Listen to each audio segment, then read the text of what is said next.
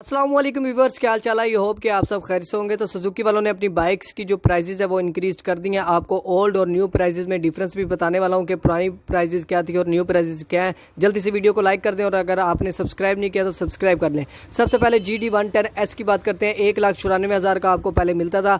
अब जो इसकी न्यू प्राइस आपको मिलने वाली है 1 दिसंबर से 1,99,000, 1,000 कम 2 लाख की ये बाइक आपको मिलने वाली है। इसके बाद जो है सुजुकी 150 है स्पेशल एडिशन। इसकी जो पहले प्राइस थी 2,27,000 रुपये थी। अब जो न्यू प्राइस आपको मिलने वाली है 2,32,000 रुपये। इसकी प्राइस इंक्रीज की बात करें तो इस बाइक में जो प्राइस इंक्रीज की गई है 5,000 रुपये। इसमें एक और भी सादा वेरिएंट आता है 2,15,000 का आपको मिलेगा 150 में।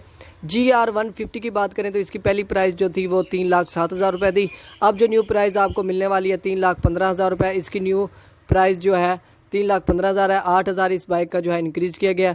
आपने वीडियो को लाइक नहीं किया तो लाइक कर दें। ये न्यू प्राइजेज़ हैं दिसंबर की।